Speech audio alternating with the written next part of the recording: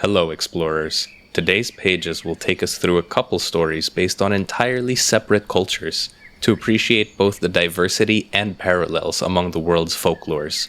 If you enjoy today, we hope you might also be pleased tomorrow with our other works. A gentle reminder that the stories are written as our fiction and are only based on historical folklore. Feel free to comment what you might already know about tonight's topic, though, and how you learned it. We're very glad to have you here. On to our folklore stories. The mother wakes before the sun rises. Her bare feet touch the cool clay floor of her small adobe home.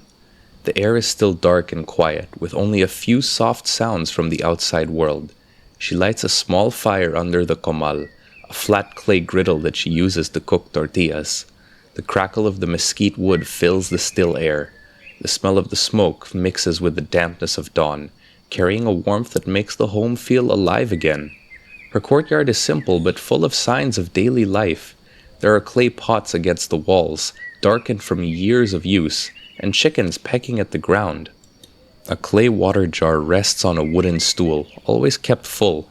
The earth smells like wet soil mixed with cornmeal, a scent that belongs to the home itself. For her, mornings are not only about preparing food, they're about keeping balance in the house. She learned long ago from her mother that each task done with care ties the family together. She kneels in front of the metate, the grinding stone passed down through her family. She begins to grind the corn, pressing the smooth stone back and forth with steady rhythm. The soft scraping sound fills the quiet house. Her movements are slow and even, guided by memory. Soon a pale dough gathers under her hands. She shapes it gently into small balls and presses them flat for cooking. The first tortilla puffs on the comal, releasing a smell of warmth and smoke that fills the air. Above her, bundles of dried herbs, like epazote, oregano, and ruda, hang from the rafters. They are used for both cooking and healing, and their faint aroma mixes with the fire smoke. She remembers her mother's voice telling her never to eat the first tortilla. It's for the household spirits who protect the home. Quietly, she sets it aside near the fire, as a form of gratitude. When the first light of morning touches the sky, she takes her broom made of dried palm leaves and begins to sweep the courtyard. The rustling sound is steady and calm.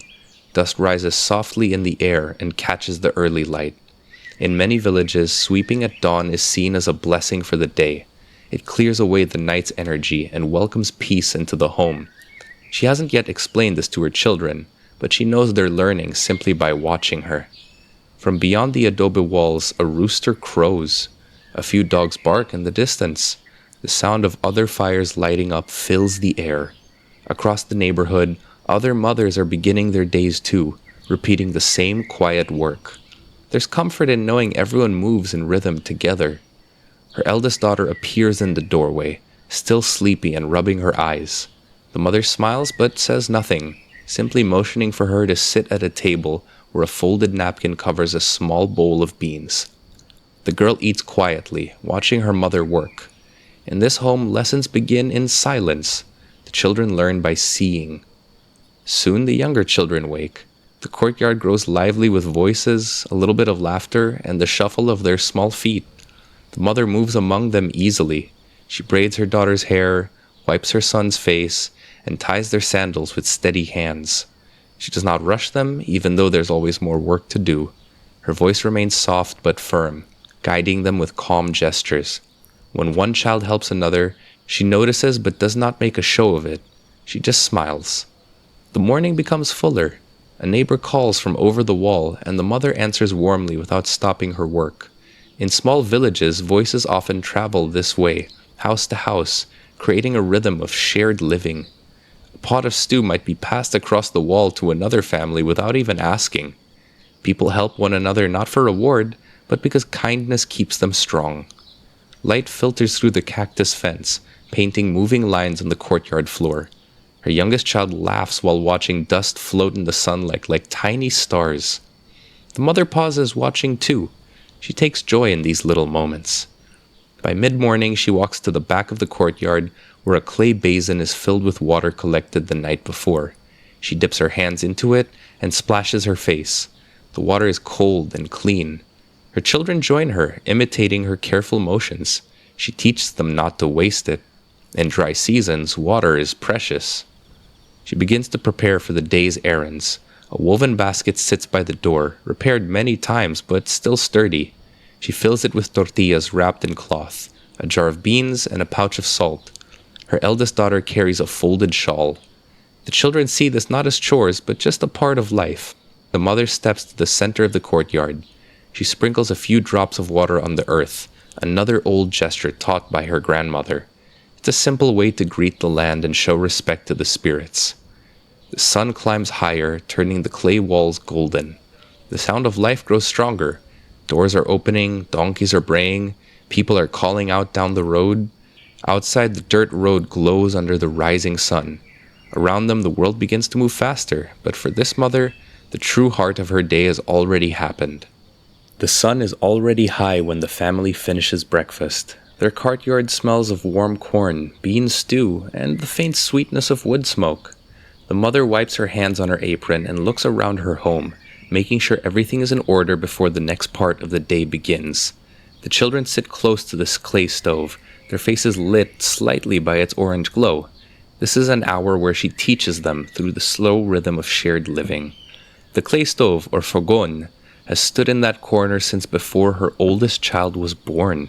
Its sides are dark from years of fire, and its shape is slightly uneven, molded by hand. She keeps it clean and always leaves a bit of ash for good luck, a habit her own mother followed. Around it she stores her tools, a small ladle made from dried gourd, a few earthen pots, and the stone metate resting nearby. Everything in this corner has its purpose. In many homes like hers, the fogon is the heart of the house, the place where stories, food, and warmth are shared. The children sit on low stools. Her youngest plays with a small clay bowl, pretending to mix something inside. The mother smiles, recognizing the imitation of herself in that act. She begins to speak softly as she kneads fresh dough, her hands pressing and folding the masa with calm rhythm.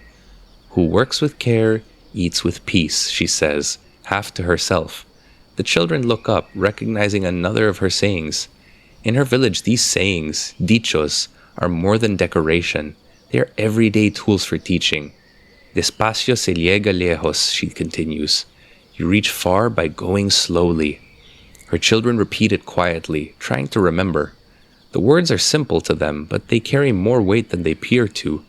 Each dicho holds a lesson in patience, kindness, or humility. They are passed from one generation to the next because they fit into conversation naturally, small reminders that never lose their use. To children, they are small puzzles that they'll only fully understand when they're older. As she shapes the tortillas, she uses the moment to teach fairness. When her two youngest begin to argue over who gets the first warm one, she stops and looks at them with a patient face.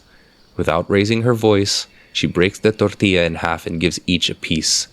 One who shares never goes hungry, she says simply. The children chew quietly, thinking about her words. The house smells of roasted corn and warm earth. A breeze moves through the open doorway, carrying faint sounds from the street. Vendors calling, the roll of a cartwheel, distant laughter. The mother listens as she works, steady as always. She knows her children will remember not the things she tells them, but the way she lives. When the youngest accidentally spills a cup of water, she reacts calmly. Clean it and start again, she says. No excessive scolding. She believes that love grows stronger when it is patient. In her view, children learn to respect themselves when they are corrected with care instead of fear. In many Mexican homes, this might not be the case. Some mothers might teach with an iron hand or a raised chinelas. Other mothers teach with a balance that outsiders sometimes mistake for hardness. But those who grow up in these houses know better. Kindness can hold more discipline than shouting ever could, as tempting as it might be. The family's rhythm continues. She hums softly while working, an old lullaby her grandmother used to sing. The words don't matter anymore. It's the sound that comforts. The melody moves through the small home, winding between her children. They begin to hum along, their voices small but sincere. As she finishes the tortillas, she explains another saying. Mas sabe el diablo por viejo que por diablo. The devil knows more from being old than from being the devil. Her eldest frowns, trying to make sense of it. The mother smiles and explains, "It means that time teaches more than any tricks." The children nod, though she knows the meaning will only settle in them truly after many years. She opens the window shutters to let in more light. The courtyard outside glows white under the sun. Her eldest daughter begins sweeping again, learning that work is not punishment, it's just a way of caring. The broom moves with steady rhythm, and the mother watches approvingly. Small gestures like this show respect for the home and for the family. The mother takes a moment to rest. She wipes her forehead with the edge of her shawl and sits near the doorway, where the air moves freely. The children gather around her again. She knows their attention does not last long, so she keeps her lessons short. "When you speak," she tells them, "make your words soft. They can grow like seeds, and if you plant hard, painful words, the seeds that grow will end up with thorns and will harm those they grow in." She points towards a small patch of herbs growing near the fence, cilantro, mint, and a single aloe plant. "These," she says, "are helpers. They heal people when they grow." She tells them how her grandmother once pressed aloe on a burn and whispered a prayer, believing that both plant and words carried the healing power. A faint bell rings from the town square. The mother rises and begins to gather her things, the basket she prepared in advance earlier, and her shawl. It's almost time to go to the market. She hands each child a small task: fold more cloths, pack the basket with anything else they can bring. They move quickly, proud to be trusted with real work. Discipline, she believes, does not come from fear of mistakes, but from the desire to do things with care.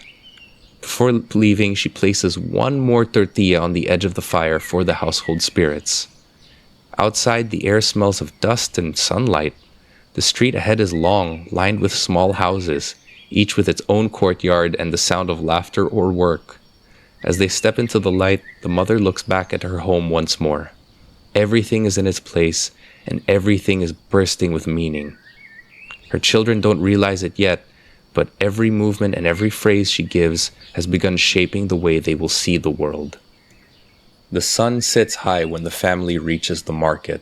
The air feels warm, and it's thick with the smell of fruit, corn, and roasted chilies. The streets are alive. Vendors are calling out their prices, children are running between stalls, chicken are clucking in baskets, and there's the low hum of people talking and laughing.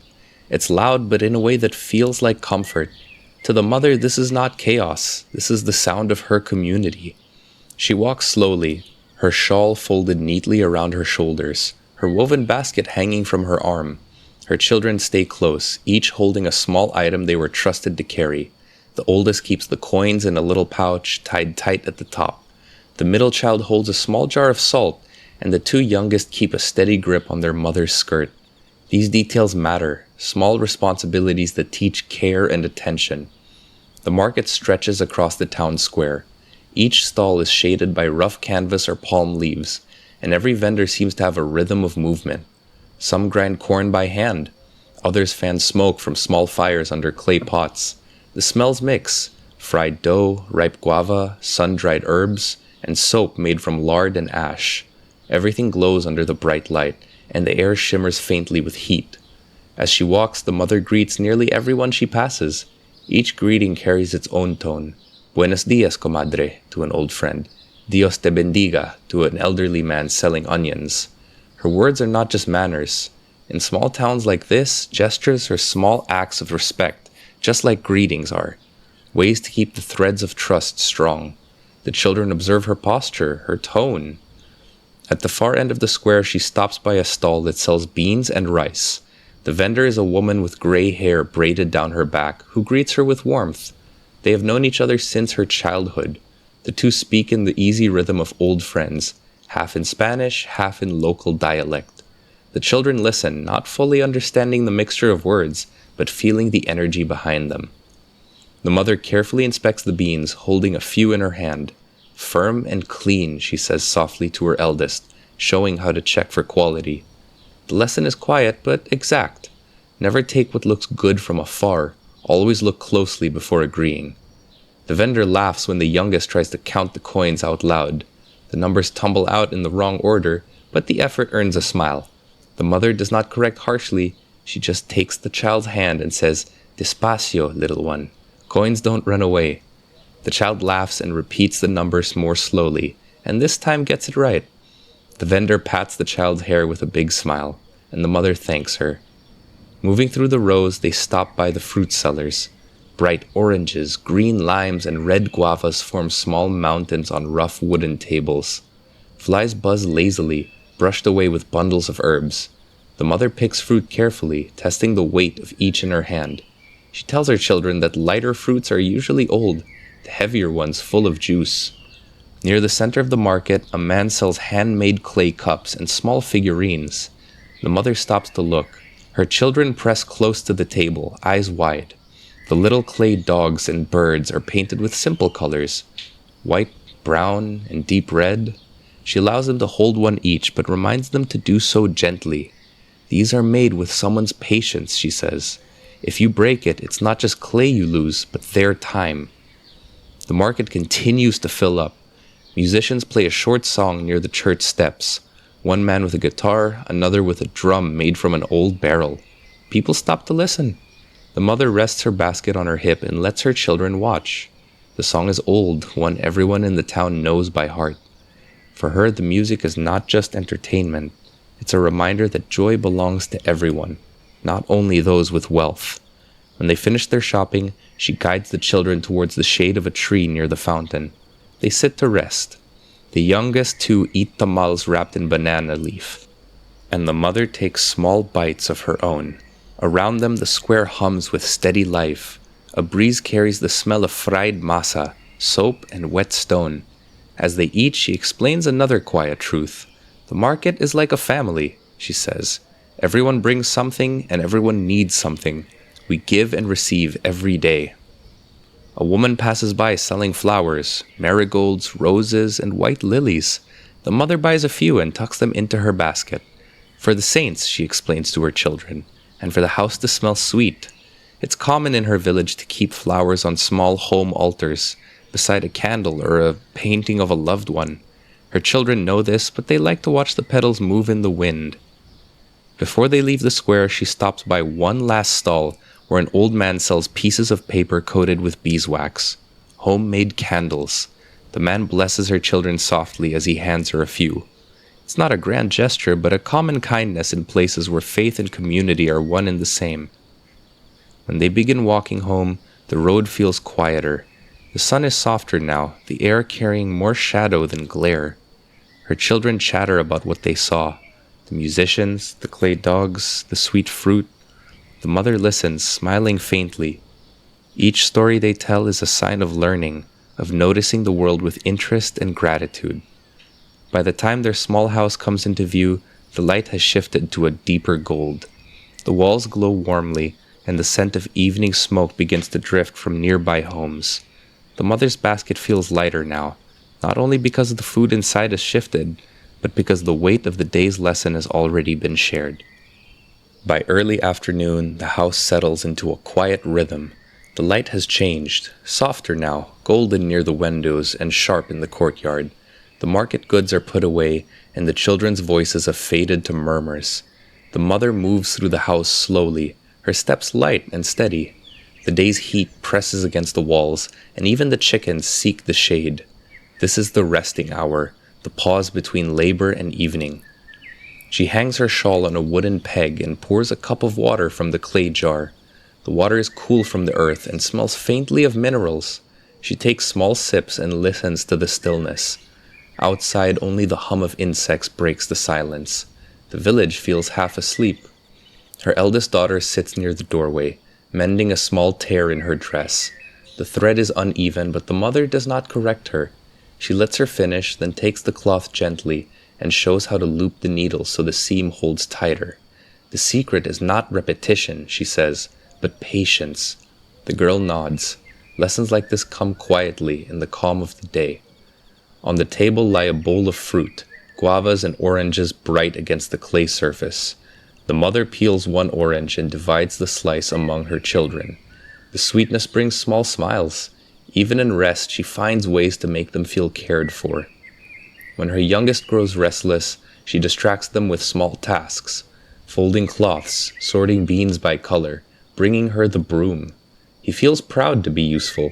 She knows that teaching work as something peaceful, not as punishment, will stay with him all his life. The house carries the faint smell of ash and clean air. The clay stove has cooled, but a soft gray line of smoke still drifts upwards. On the wall near the door, dried herbs hang in small bundles. They serve both as protection and as a scent. The mother sometimes mixes crushed basil with salt and places it near the threshold to keep away bad energy. Her children accept these things as natural. They are not frightened by the unseen. They just learn to respect both the visible and the invisible. The hours pass slowly. The eldest daughter hums while sewing. The middle child plays with her smooth stones, and the youngest trace shapes in the dirt with their sticks. The mother mends a shirt with careful movements, her fingers quick from years of practice. She thinks of her own mother, who used to sit just like this, telling her stories while fixing clothes by the doorway. The memory warms her, reminding her that these small acts are how women have held families together for generations. A soft wind moves through the open window, carrying the smell of dust and flowers. The mother closes her eyes for a moment and breathes it in. This is her kind of rest. Not sleep, but stillness. She does not often stop to think about herself. Her comfort comes from knowing her family's needs are met, that the house is peaceful and her children are learning how to live well. When one of the children spills water while playing, she looks up but does not scold. She hands the child a rag and says calmly, "We fix what we make messy." The tone is gentle but firm, and so the child obeys quickly. Later, as the afternoon grows hotter, she fans her children with a woven palm fan while telling a short story about her own childhood. She speaks about the first time she learned to make tortillas, how the dough stuck to her hands and it made her cry, and how her mother laughed but made her try again. The children giggle at the thought of their mother as a child. The story ends without a moral lesson, but the meaning is clear. In one corner, a small ceramic bowl holds a few old coins and beads. The children like to play with them, pretending to trade or count. The mother lets them, watching quietly. Through play, they practice fairness and kindness without even realizing it. When one grows upset about losing, she says simply, "Then play again, but this time, try hard." The words are plain, but they guide deeply. By mid-afternoon, the air grows thick and still. The shadows on the courtyard wall stretch long and soft. The mother begins preparing for the evening meal. She moves with calm rhythm, washing rice, slicing onions, and setting aside herbs from the morning market. The children help again, fanning the fire, fetching water, peeling garlic with clumsy fingers. There's no rush. When the food begins to simmer, the smell of garlic and onions fills the house. It drifts into the street, mingling with the faint scent of other homes cooking. Across the wall, a neighbor calls out, asking how her day went. She answers warmly, "Bien, gracias a Dios." The exchange is brief but friendly. Before evening arrives, she wipes the table clean and folds a clean cloth over it. The courtyard glows in soft orange light, and the sound of a faraway bell rings from the church. The children sit near the doorway, eating fruit and talking quietly. The mother watches them and feels peace in the routine. This quiet hour after labor is when love feels most visible. As the first shadows of dusk appear, she gathers the laundry from the line, still warm from the sun. The cloth smells of soap and wind. Folding it neatly, she stacks it by the door. The sound of doves cooing fills the courtyard. The air cools just enough to make the skin prickle. Somewhere nearby, a door closes and someone hums a song. The mother listens to it drift through the air, soft and familiar. Inside her home, the day is slowed to a gentle quiet. She brushes her small children's hair from their foreheads, her fingers moving gently. The house smells of cooked rice and clean linen. For her, this peace is like a prayer made true. As evening settles, the mother lights the small candle on the family's altar. The sun has slipped below the horizon, and the courtyard now glows with soft shadows and the faint orange. The candlelight flickers across a table covered with clean cloth, holding a few simple things: a wooden cross, dried flowers from the last church visit, and a framed picture of her late parents. Beside them, a small bowl of salt and a sprig of basil rest as quiet blessings. The children gather nearby, their chatter fading into silence. They know this part of the day well. The mother crosses herself slowly, her lips moving in prayer. Her voice is low but steady, shaped by years of repeating the same words.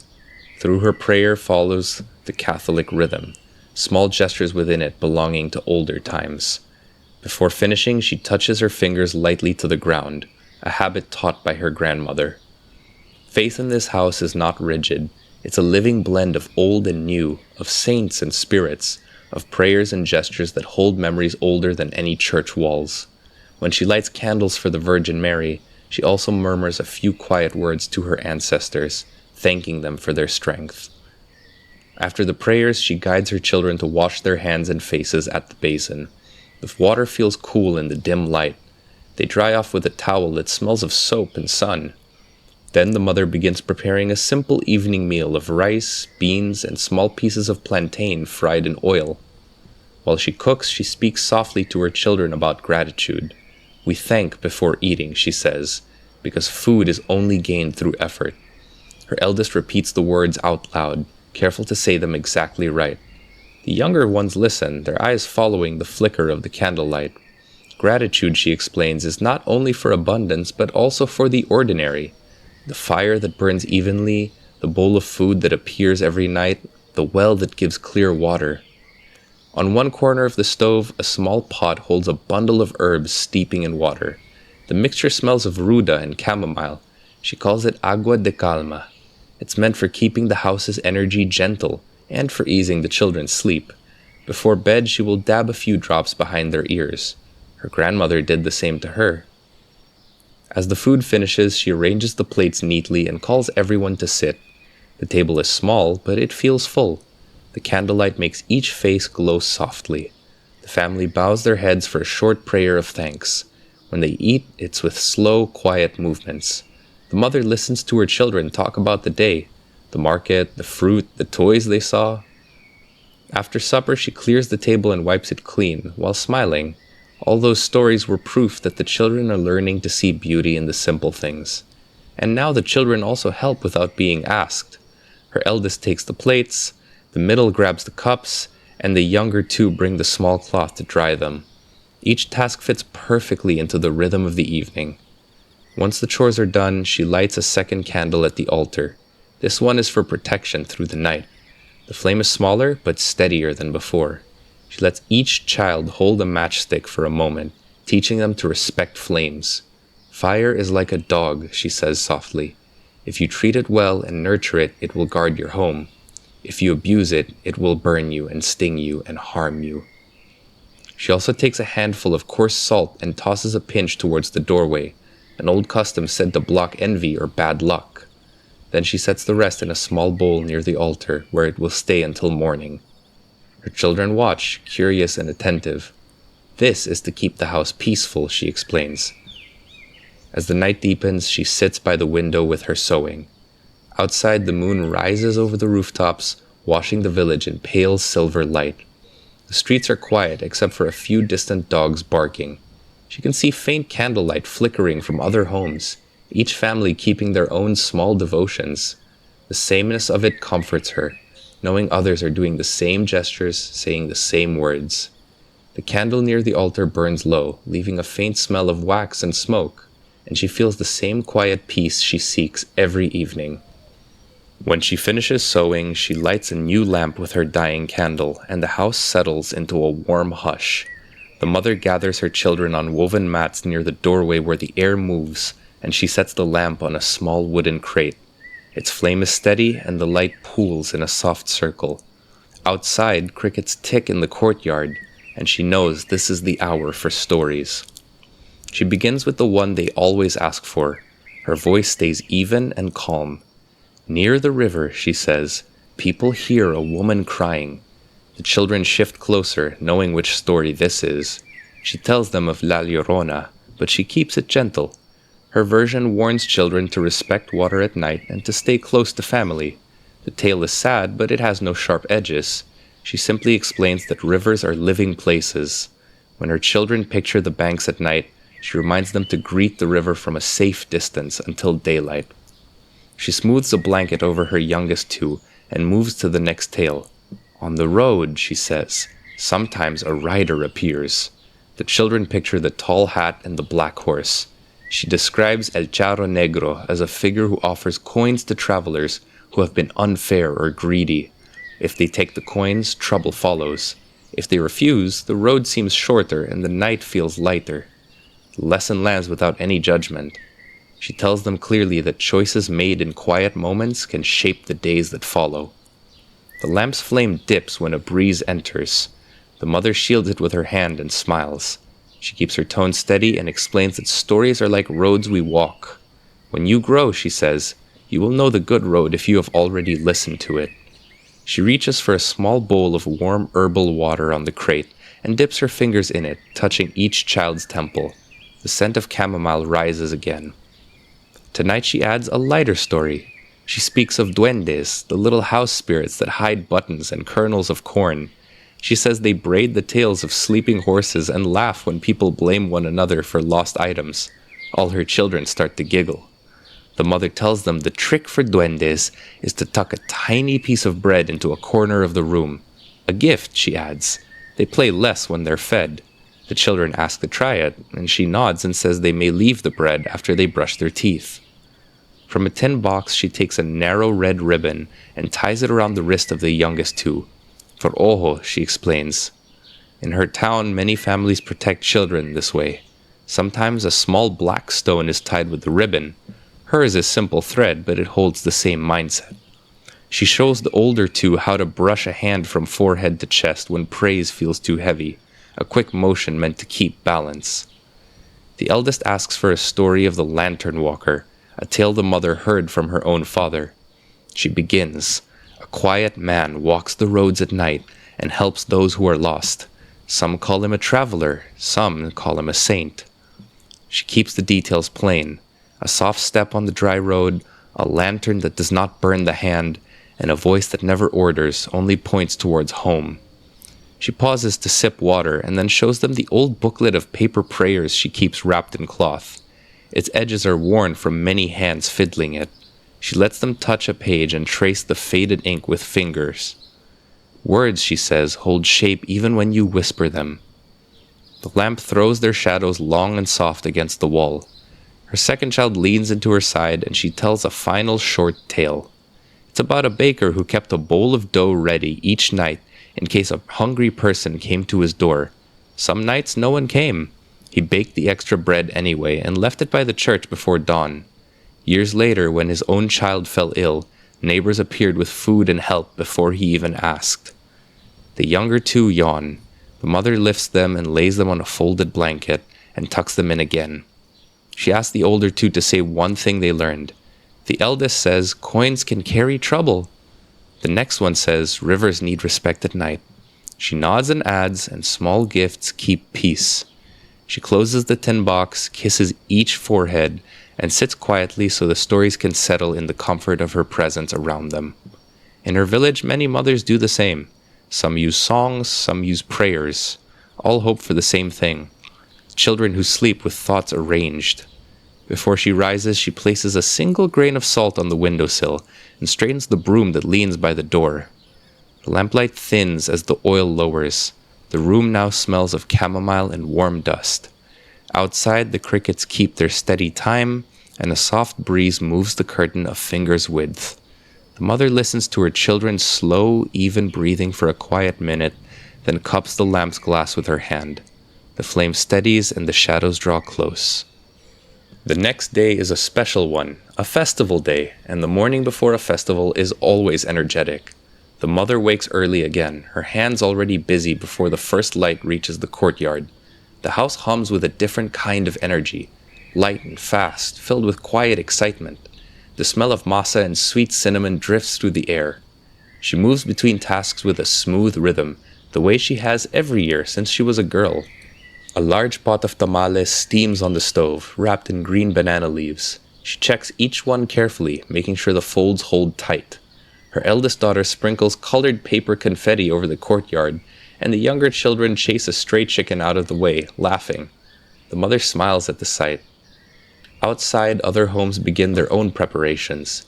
She hears distant laughter, the hollow thump of a drum, the sweep of brooms clearing dust from doorsteps. The village is readying itself together. In post-colonial Mexico, fiesta days blend the sacred and the simple, part church devotion, part community gathering. For this mother, it means more than celebration. It's how her children learn pride, generosity, and belonging. She lays out her family's clothes, pressing each piece neatly with her hands. The girls' blouses are embroidered with red thread, their edges trimmed with lace. Her son's shirts are plain but freshly washed. Her own skirt is dark blue, her shawl wrapped crosswise over one shoulder. When you dress, she reminds them, you will show respect for those who work to make the day. By mid-morning, the sound of bells rings from the church. The mother gathers her children and steps out into the street. The air is full of music and color. Strings of papel picado, bright-cut paper flags, flutter overhead, casting soft-moving shadows on the ground. Vendors set up tables lined with sweet breads, peanuts, and clay mugs of atole. Musicians tune their guitars under the shade of jacaranda trees. She walks slowly, greeting neighbors along the way. Buenos dias, she says again and again. The children echo her words shyly. Every greeting, every handshake is a thread that keeps the community whole. Near the plaza, an older woman hands her a handful of marigolds. For the altar later, she says. The mother thanks her, knowing how each small gesture carries history. In the plaza, people gather near the church steps. The priest speaks a few words and the crowd bows their heads. But around the edges, laughter and the sound of children fill the space. Faith and joy mix easily here. Some families bring baskets of fruit as their offerings. Others bring candles. When the prayers end, the celebration turns back to music. A group of men begin to play a son jarocho tune, fast and bright. Women clap in rhythm with it. The mother joins in, her hands moving in gentle beats against her shawl. The children spin in circles around her, laughing, their sandals kicking up dust. After a while, she leads her children away from the music towards the food tables. The smells are rich: grilled corn brushed with lime, sweet buñuelos dusted with sugar, and thick pozole bubbling in clay pots. She buys each child a cup of atole, a warm drink made from corn and cinnamon. They drink slowly, their faces flushed with heat and joy. She teaches them to thank the vendor with full eyes and a kind word. Later, they walk through the side streets where people hang ribbons on doorways and light small firecrackers. The sharp pops echo off the adobe walls. The children cover their ears and laugh. This balance, letting them feel freedom while keeping them safe, is her quiet art. As the afternoon stretches, the family joins others beneath a wide tree near the edge of town. Someone passes around fresh fruit and a small guitar. The children play in the grass while the adults talk softly, sharing stories. The mother listens more than she speaks, nodding when others tell of the year's harvest or a child's new skill. She pulls from her basket a few tamales and offers them around. Her eldest follows her example, handing one to a neighbor. As sunset approaches, the sky fills with orange and pink. People begin to light candles in small clay holders, lining them along pathways and fences. The mother helps her children place their candles near the courtyard gate when they return home. The flickering lights make the wall glow as if it's breathing. From every direction, the faint scent of smoke, wax, and flowers mixes in the air. Inside the house, she sets the marigolds from the plaza into a glass jar by the family altar. Their scent is bright and clean. She lights one last candle and lets her children watch the flame. The air is cooling now, carrying the smell of dust and candle smoke. Somewhere a neighbor laughs, and another door closes, a dog barks once. She does not need to tell her children what the day meant. They've seen it, the sharing, the greeting, the work behind every joy. Tomorrow life will return to its steady rhythm, but something from the fiesta will stay. The reminder that joy is part of duty, and love is part of faith. The years pass quietly, carried by the same rhythm that shaped the Mother's Day. The grind of corn, the sweep of the broom, the soft murmur of evening prayers. Her children grow taller, their hands stronger, and their steps more certain. The small home stays the same, walls of faded adobe, a courtyard alive with herbs and chicken, and the same old fogon that warms every dawn. But inside, everything has changed. Her children now do much of the work she once did alone. The eldest daughter takes to sewing with the same patience her mother taught. She mends clothes for the neighbors, her stitches even and firm. The second child, now old enough to go to the market alone, returns with measured steps, greeting every face along the way.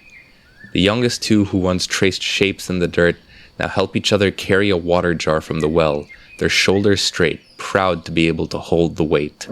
The mother watches all this from her stool near the doorway, her shawl draped loosely around her shoulders. Her hair is streaked with silver now, and her hands have grown thin, the skin lined with soft creases. When she works the metate, her movements are slower, but the rhythm remains exact. She finds herself speaking less. Her lessons have already taken root. She sees them in how her children move, how they greet the elders, how they sweep without being asked, how they share food even when the portions are small. These actions are her real voice now, echoes of her care living in them. In the evenings, when the courtyard cools, her eldest lights the candle on the family altar. The flame reflects in her calm eyes, steady as her mother's once was. The altar has changed little over time. It still holds the cross, the same faded photograph, and the bowl of salt. But now there are new items too. A sprig of rosemary, a small clay figure the youngest two shaped in school together, and a single corn husk folded like a flower. These are the quiet offerings of a new generation. Sometimes, on quiet afternoons, neighbors still come by for advice or comfort. They sit by the doorway, asking about remedies or old prayers. The mother listens patiently and offers tea made with herbs from her courtyard, ruda for nerves, chamomile for calm. Her voice is soft but confident, still carrying the wisdom of both her faith and her upbringing. On certain evenings, the children, now nearly grown, take over the storytelling. They tell their younger cousins about La Llorona and El Charro Negro, repeating the same words their mother once used. The mother listens from her chair, smiling faintly. The stories have changed slightly, as stories always do, but the lessons remain the same. One night, as a soft rain begins to fall, the family gathers near the window. The sound of drops against the clay tiles fills the room. The mother sits quietly, watching her children laugh together. They are no longer the restless little ones who once needed guidance at every step. They speak with confidence and tease one another gently, and share the same patience she once tried to teach them. She remembers her own mother's courtyard, the same smell of corn and smoke, and the same laughter carried through the walls. Time moves, but patterns remain. As the rain grows heavier, her youngest two offer her a folded shawl. She takes it, smoothing the fabric between her fingers. "You've learned well," she says softly. The children smile, hearing more in the words than simple praise. The next morning, the air smells fresh from the rain. The family moves through their routine with the same quiet order. The mother walks slowly through the courtyard, stopping to touch the herbs she planted years ago. When she returns to her stool, she begins to weave a small basket, showing her eldest daughter how to fold the reeds. Her hands tremble slightly, but her movements remain sure. As the sun sets, the family gathers for supper. The room glows with the same warm light that once filled it when they were small. The mother looks at each of them and feels the quiet pride of a life well lived. She knows her children will keep these ways long after she's gone. These small things that she's taught were repeated with love, and they've become their inheritance. Outside, the air cools, and the smell of burning wood drifts through the village. The mother leans back slightly, her eyes half closed, listening to the sound of her children talking and the crickets singing in the grass. It's enough to see peace, to feel warmth, to know that the ways she taught will continue beyond her hands. The night deepens, but the house feels full of light. In a home like hers, love never had to be spoken loudly. It lived instead in the rhythm of daily life. Through every quiet act, the mother built something stronger than walls or fences. She built a living pattern of care that her children would carry forward long after her hands grew still. Even as the world outside their village grows noisier and faster, these small customs will hold the family steady. Gratitude, discipline, and kindness remain their foundation. The sun rises slowly over the treetops, and the camp wakes as light spreads through the valley. A thin mist drifts up from the river, carrying the smell of pine and wet grass. People begin moving quietly, each with a task in mind. The river runs close by, steady and calm. Before anyone uses the water, it's greeted and thanked, because it's seen as something that lives and breathes and exists, not just a resource to take without respect. At the edge of the river, the air smells faintly like iron and sap. The water's surface reflects the pale morning sky. An elder steps forward first, standing on firm ground where many feet have stood before. He holds a small pinch of tobacco in one hand and a few grains of cornmeal in the other, simple gifts used for greeting. In many native traditions, these offerings are not a payment, they're just a polite way to speak to the land. Tobacco carries prayers when burned, and cornmeal expresses thanks in a language older than words. He releases both into the current and says a short greeting. Water in this way is seen as alive, with memory and patience, and moods that must be respected. Before anyone steps in, they pause and listen. A woman dips her toes into the shallows and laughs softly at the cold. The chill wakes her completely. Morning bathing is both cleansing and energizing. It clears the mind, sharpens the body, and helps people start their work with good spirits. But elders also teach that bathing resets balance. It removes the heaviness of the previous day, whether that's smoke or sadness, and restores calm between the body and the world. The meaning is both practical and spiritual. Staying clean prevents illness and also shows respect for the connection between land, water, and people. Bathing follows a clear order. Those who cook or care for children wash first, so fires can be tended faster and little ones kept warm. Elders go next, then travelers, then anyone with time to linger. Children learn a simple rule: greet, offer, wash, thank, and dry.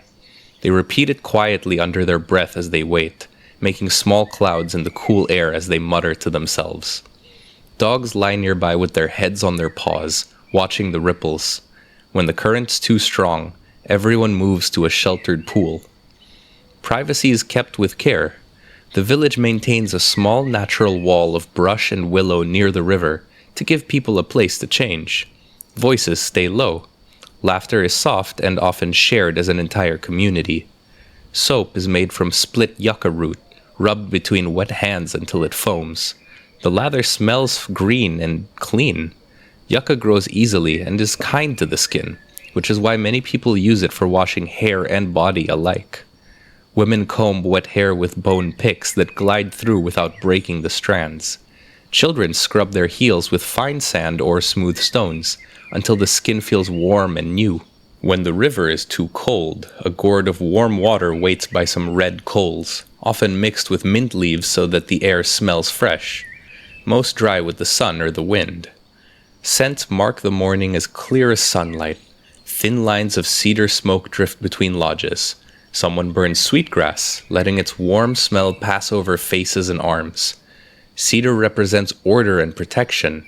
Sweetgrass welcomes peace and kindness. These are symbols, not just perfumes. If sage is burned, it means someone is easing sorrow or clearing bad dreams. The smoke is waved with a feather to calm the mind. Clean habits protect the river and the people. Bathing happens downstream from where water is taken for drinking. No one washes hides or greasy tools where others bathe. If clothes are beaten clean on stones, it happens later, farther along the bank downstream. Children are reminded not to splash others, and a quiet area near the bank is kept for elders who want stillness and peace. Any conversation during bathing is light and practical. Someone mentions checking the fish traps. Another plans to gather spruce tips for tea. A hunter feels the colder current and knows snow must be melting upstream and advises his fellows. These conversations pass down knowledge without lessons or lectures. Children learn what clear or muddy water means, where fish like to hide, and how to smell beaver scent before seeing its dam. Everything has a reason behind it. Cold water wakes muscles and prepares the body for hard work. Cleanliness prevents infection and keeps the camp healthy. After long hunts or funerals, a rinse returns people from heavy feelings to ordinary life. Bathing in this village means everything to them, from a normal day to a day of great extraordinary events.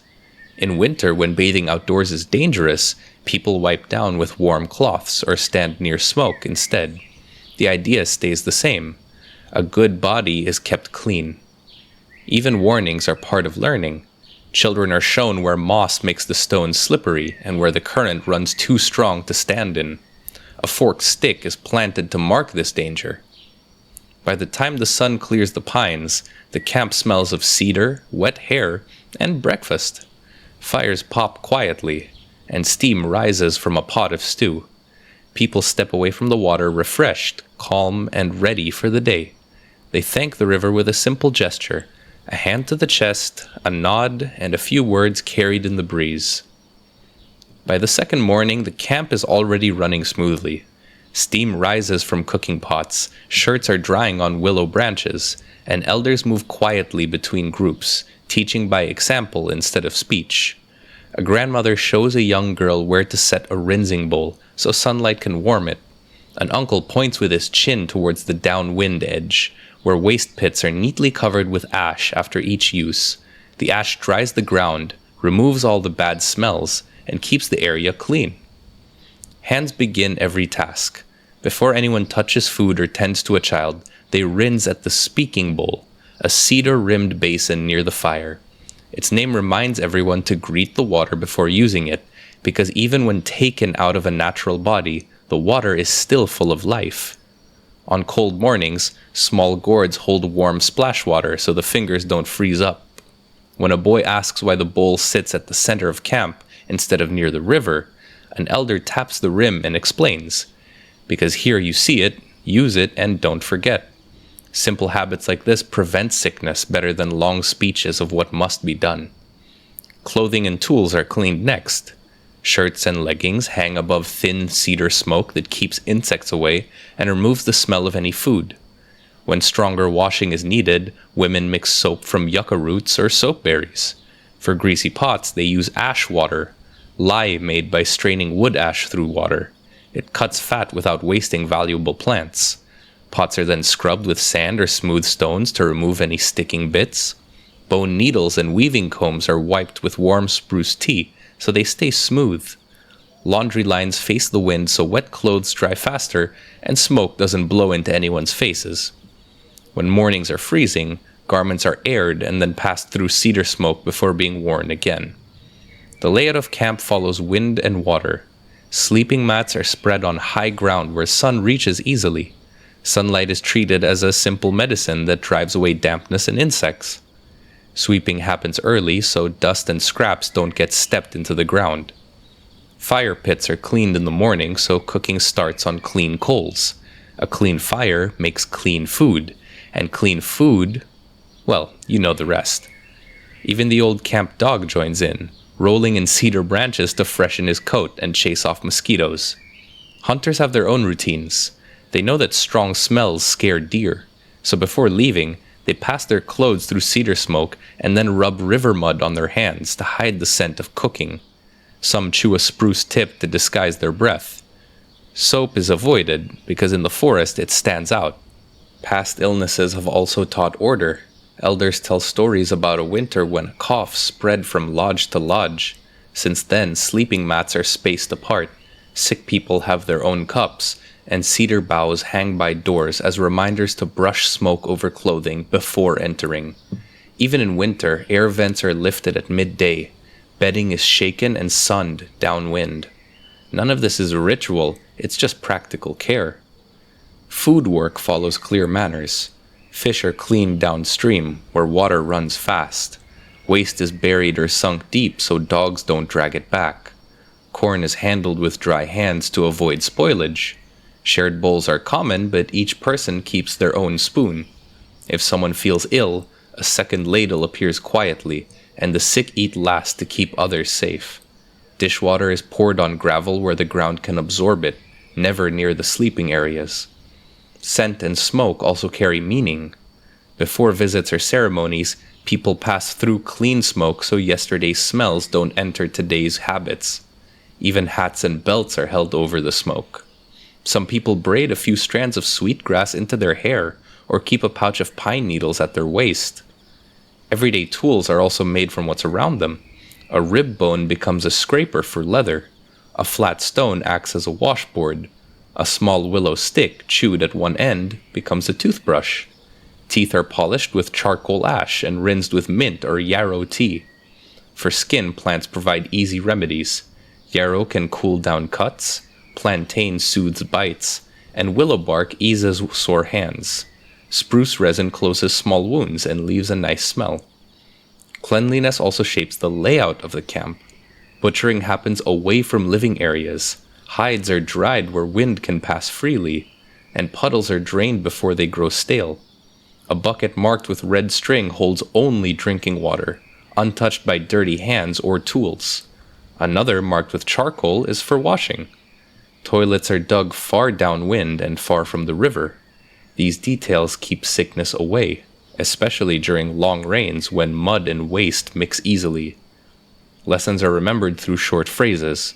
Sun on mats keeps coughs away. Ash water saves soap. Rinse before thanks tastes right.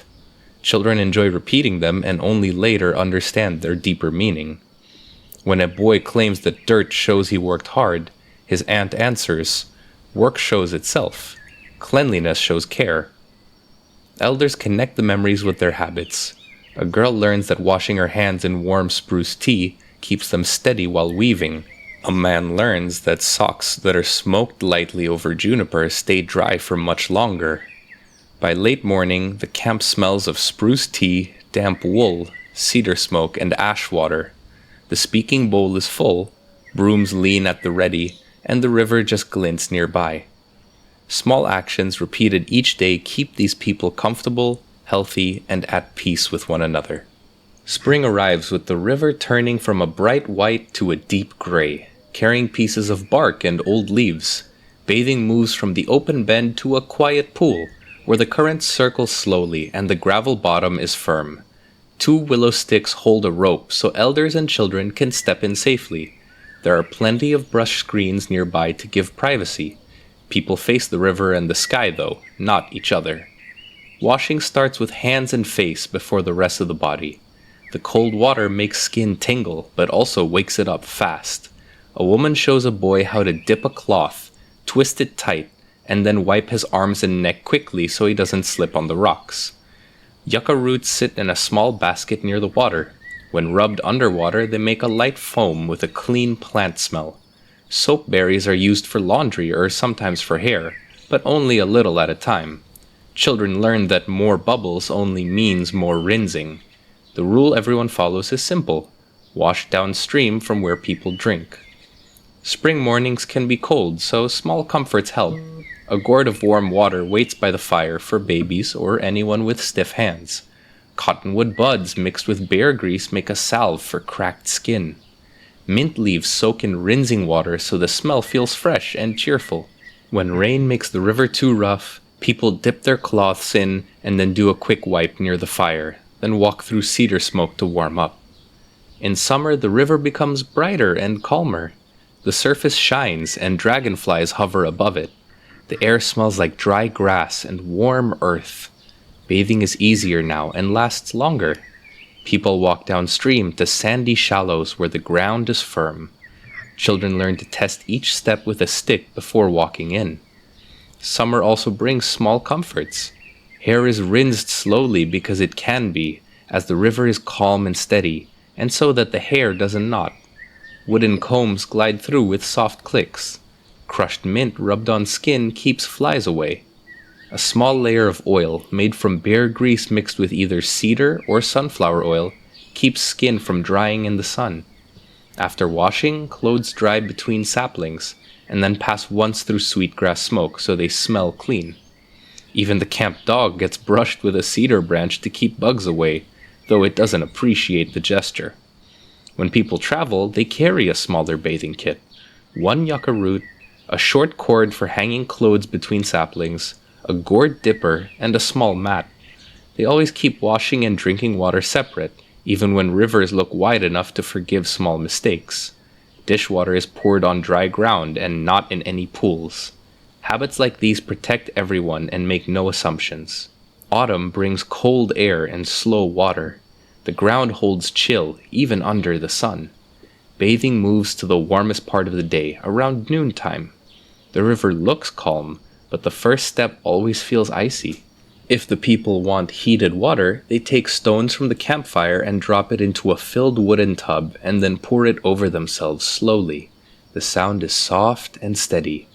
Elders get the first warm water as a sign of respect. People don't rush. They trade the deep baths for gentle rinses to stay steady themselves. Autumn washing smells like spruce and juniper, and those same botanicals are boiled into tea to clean the hands, feet, and tools. Oak or willow bark is added when feet ache from walking. Storms at the end of autumn teach people to adapt. Poles and hides make quick shelters for warm washing, and flat stones keep the bare feet out of the mud. On rainy travel days, bathing shrinks to the small wooden tub. Winter arrives honest and cold.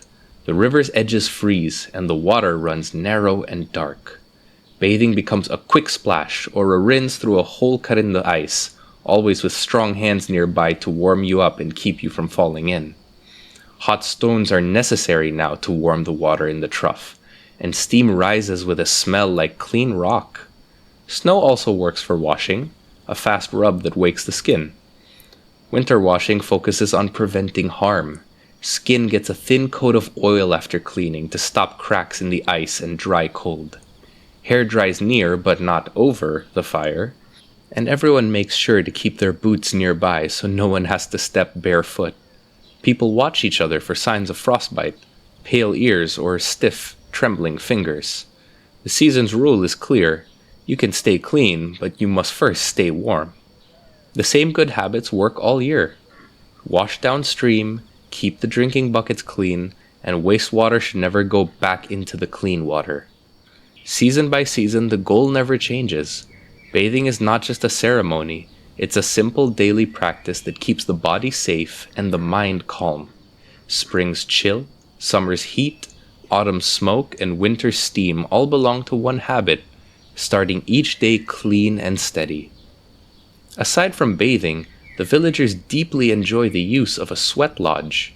It begins as a small dome made of willow poles. The poles are bent and tied together to form a round frame about shoulder height. Heavy hides or blankets are laid over the top until no light shows through, and then inside it becomes dark and warm. The sweat lodge is meant for cleansing, not just for the body, but also the mind. Many native nations have their own names for it, but the idea is the same. It's a place to release what the body and spirit no longer need, or what may be latching on to harm it. Preparation starts before anyone enters. Stones are chosen carefully from riverbeds or hillsides. They must be solid and free of cracks, because weak stones can burst when heated. The elders know which ones are safe to use. They're dense and heavy, with rough surfaces that hold heat well. These stones are stacked in a fire pit outside the sweat lodge and burned under dry wood until they start to glow red. Inside the lodge, a shallow pit waits at the center to hold these stones. A long forked branch, darkened from use, is used like tongs to move them safely. The floor inside is bare earth, but sometimes it's covered with sage or willow mats for comfort. The door of the lodge always faces east, towards the rising sun, a direction linked with new beginnings, like how you should feel when you step out. Before entering, people remove all their heavy clothing so they don't overheat. Everyone sits in a circle around the pit. When the first hot stones are carried in, they're hissing softly against the branch. A small gourd of water, often mixed with cedar or sweetgrass, waits nearby. When the water touches the stone, steam rises instantly as they hiss, and it fills the air. The heat builds very quickly then. It's not the burn of fire, but a steady, full warmth that surrounds the whole body. Sweat appears on the skin within seconds. Muscles then begin to relax, and joints loosen, and everyone's breathing becomes slow and deep. The air smells of hot stone, earth, and the faint sweetness of herbs. Some people begin to sing or hum quietly. The songs help them focus and keep a steady rhythm of breath. And while the sound fills the small space, it reminds everyone that this renewal process can be quite pleasant if focused. The process happens in rounds. More hot stones are added between rounds, and each time water is poured again to raise new steam. After each round, the door flap may be lifted for a few seconds to let in cool air and light. 4 rounds are common, and each with its own purpose. The first is for cleansing, and then reflection, and then gratitude, and lastly, prayer. There is no competition. If someone feels faint or tired, leaving early is considered wise. There are clear manners inside as well. People try to stay quiet unless a prayer or song is shared. Eyes stay lowered to give modesty, and everyone's movements stay calm. Water is poured carefully, never wasted or thrown. The person leading, often an elder or a spiritual guide, watches everyone closely for safety. Heat is meant to heal, not test pride of who thinks they can take more.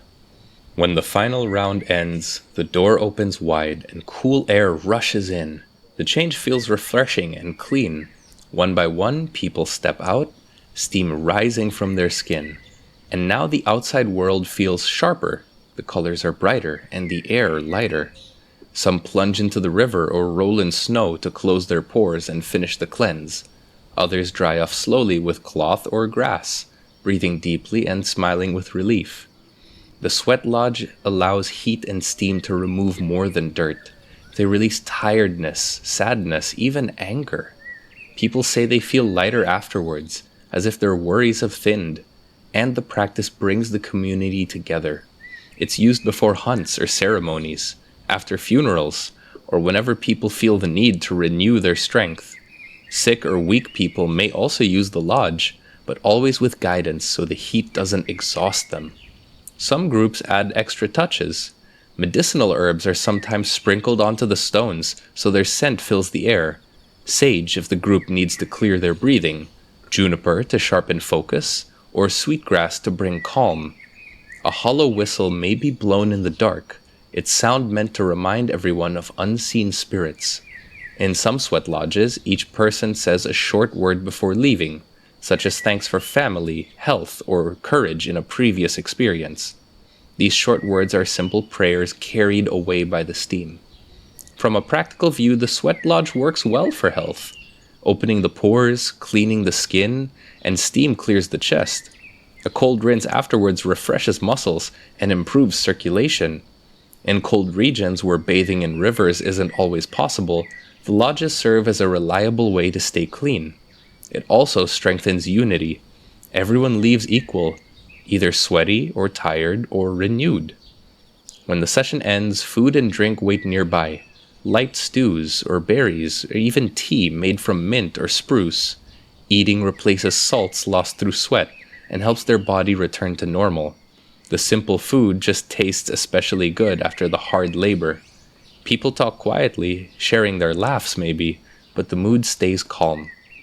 In this way, the sweat lodge is both bath and gathering place.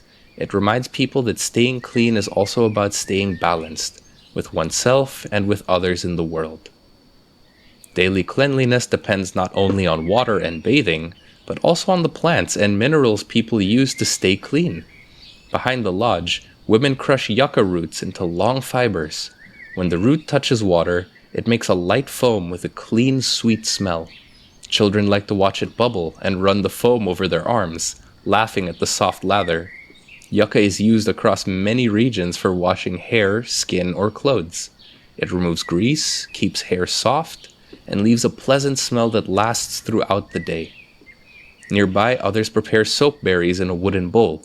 The small red berries taste bitter, but are prized for their ability to make foam when mixed with water. The froth becomes thick and white, perfect for washing fabric and hair. Elders remind everyone not to waste the berries on light dirt that river water alone could clean.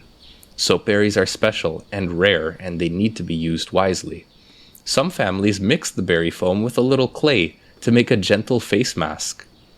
The land also provides materials for scrubbing.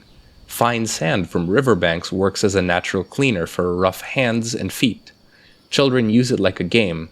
They polish stone tools until they shine, while adults use it to also clean pots or soften their dry skin. Different kinds of clay are used too.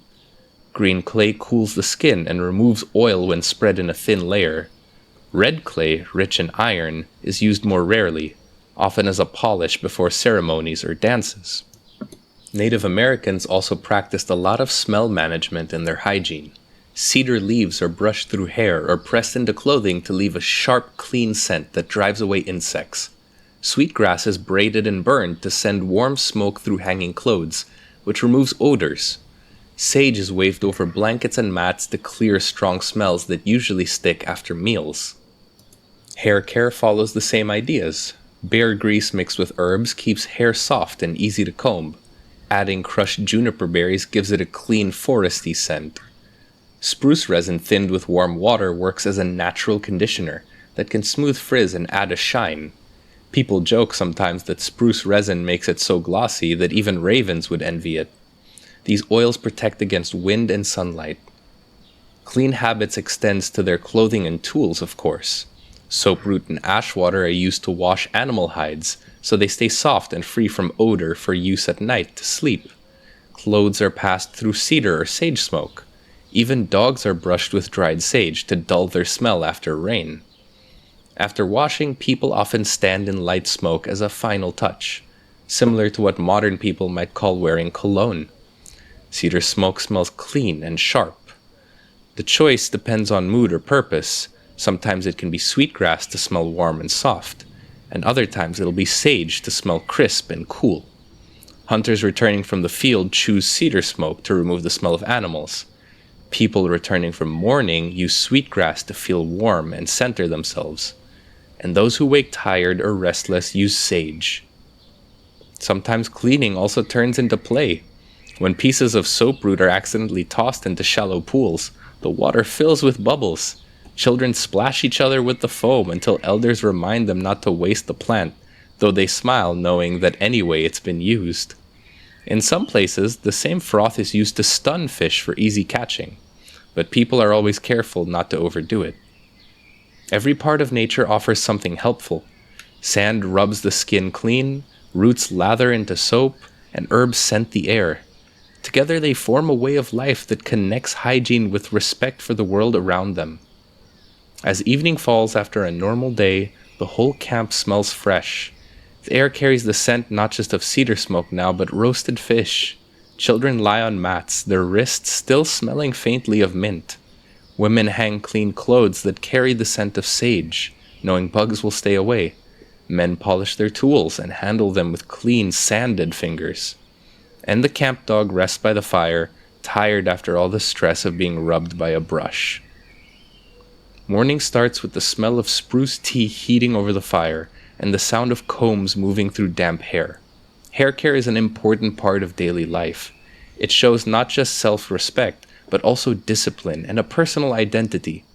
Elders remind children that messy hair reflects a messy mind. Braiding hair keeps it clean, prevents tangles, and protects it from wind and sun. It also shows readiness for the day. After applying special oils that are natural conditioners, a mother might braid her daughter's hair, tying in a red ribbon, and the girl would sit there proudly. Men also oil and braid their hair, especially before hunting or ceremonies. Wearing loose hair is rare and often has meaning. It may show mourning or mark a special event. Cleanliness, however, also includes caring for teeth. Before meals, people chew soft sticks made from willow or birch. The ends fray naturally and turn into small brushes. These are rubbed gently across teeth and gums to clean away food and buildup. Charcoal ash is used as a mild cleaner and whitener. It leaves a dry, clean taste and keeps the breath fresh. Chewing mint leaves or spruce resin also cleans the mouth and calms the stomach. There are also some lesser-known practices that are sometimes added to these routines. Cattail pollen is rubbed into hair as a natural powder to absorb excess oil and freshen the scalp. Clay masks are used to cool the skin and protect it from the sun.